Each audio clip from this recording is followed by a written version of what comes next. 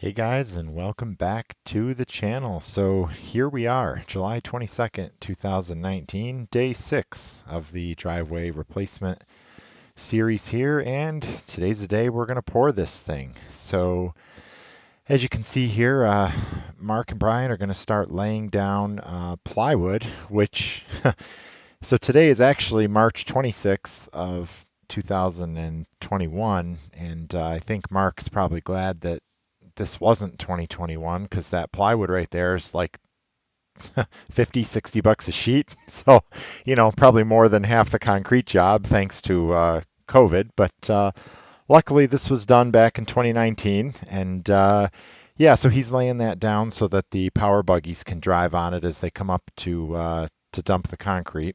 So, yeah, I mean, for me on this day, this was pretty much the lightest day for me. This is where I kind of hand it over to Mark and let him and his crew do their thing. I will say, for those of you that are going to try to attempt to do this on your own, a couple of things. Number one, you want to have this PEX under air pressure, okay? And for me, it was about 60 pounds I kept it at, so that if a leak does develop, you'll see it on the gauge and they'll see it in the concrete. And then number two, you need to have some couplings available and ready to go along with some crimp rings. So if a leak appears, you're not going to have time to run to Home Depot or Lowe's and try to find a coupling and get some rings and come back. And if you're using 5/8 like I did, good luck because they don't carry 5/8. They don't stock 5/8. So just be prepared. So even though, yeah, this is more Mark's show today with the concrete, I still do have a couple things to be responsible for here. So anyway, yeah, Mark's crew started to show up, and Mark contracts these guys out, and I was a little, I guess, worried about that at first because they're not actually like his employees. They're all kind of like self-employed sort of deal. But man, this crew that showed up to pour this driveway was phenomenal, and I can't speak any higher of Mark and all of these guys that you see in this video when they start pouring this thing. I mean, everybody had a job, everybody knew what it was. There was no confusion, there was no yelling. It was just smooth. It was the awesome to stand back as the homeowner and just watch them do their thing. So, as you'll see here, the concrete truck pulls up and they start going to town. They had two power buggies going, one right after another, and they're removing the plywood and as well as removing those little blocks. They got most of them. They might have left a couple of them in, but those little foam insulation blocks there on the side that were kind of keeping the foam in place. But yeah, and you'll see me, you might see the back door of the house open and close. That's me going in to check the gauge.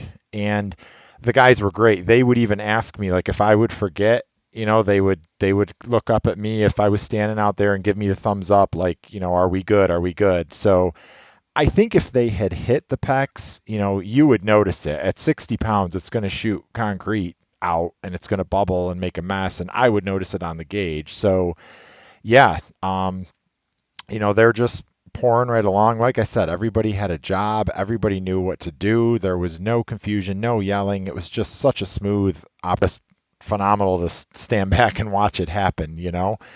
So I will say, in a minute here, you're going to see they're waiting for the next truck here, and then they're going to start moving. And once they got down to the end of the actual driveway and started doing the sidewalk, man, what a sigh of relief for me to go down and see that that pressure gauge was still right at 60, and there's no leaks, no movement. I knew at that point we were good. They weren't driving on the PEX anymore. They were past it. It was like mission accomplished at this point. You get that feeling like it's done and we're good. So anyway, right now they're pouring the front sidewalk and the apron, wrapping all of that up. And then here shortly, you're going to see them come up and start to hand tool in all of the expansion joints. Definitely did not want to risk any saw cuts on this job. I mean, they could have come back and saw cut it. With a 5-inch slab, the pecs should be well low enough for them not to hit it, but still, why take that risk?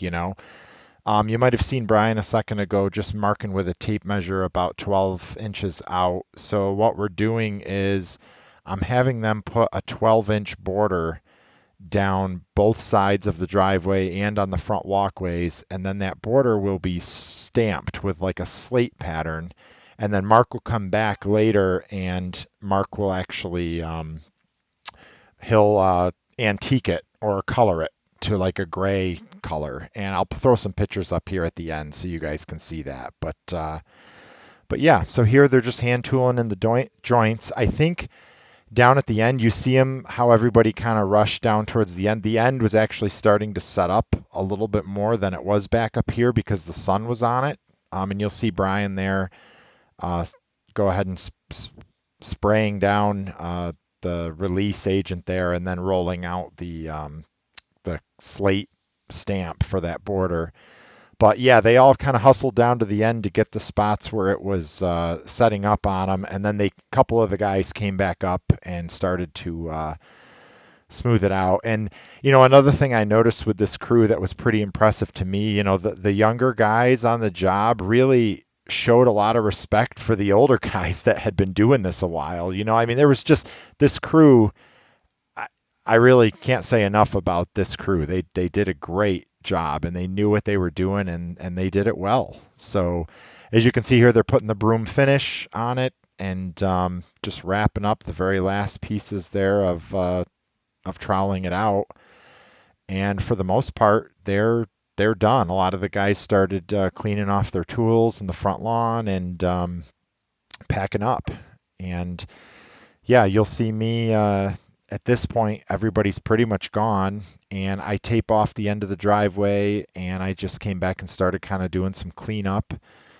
And like I mentioned in the other videos, my family and I were actually on vacation in Canada at the time this was all going on, so I was basically sticking around to make sure it was hard enough to where nobody was going to come by and ride their bicycle through it or do something stupid, and then I was taken off to go back over the border to enjoy the rest of my vacation. So yeah, at this point I tidied up, closed the garage down, and shut off the camera. So I did take some pictures before I left, and that's what you're looking at here is just some pictures of some different angles where you can see the forms are still in place and the plastic is still up there on the house, obviously. This is looking from my side entryway there, facing out to the driveway. And again, the border hasn't been colored or anything yet. This was literally an hour after they finished the pour. So, yep, there's another look.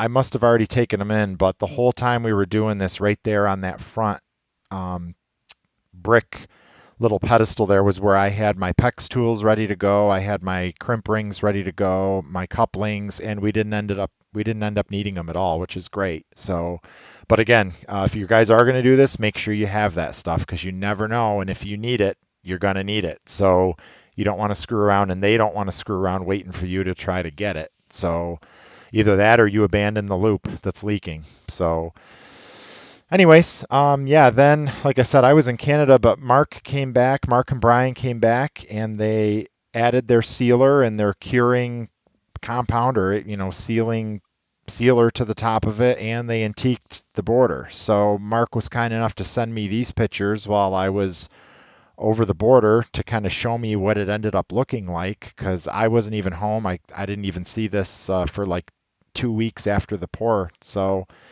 yeah, it turned out really good, and it still looks like this today. The border has faded a little bit, but I've actually got I'm already on Mark's radar this year. Come back, we're going to re-antique the border and we're going to reseal the whole slab, and I'll take another time lapse and video of that process too. But you can see here the forms are stripped and the project is pretty much done at this point. I've just got a lot of regrading and lawn work to do. So thanks for watching, guys. Yeah, this is kind of the end of the driveway replacement project, but coming up, I'm going to start to upload videos and get heavily into the mechanical room stuff. I've already put some videos up of that, but if you like this, subscribe, and check out that playlist right there. So thanks, guys. Thanks for watching.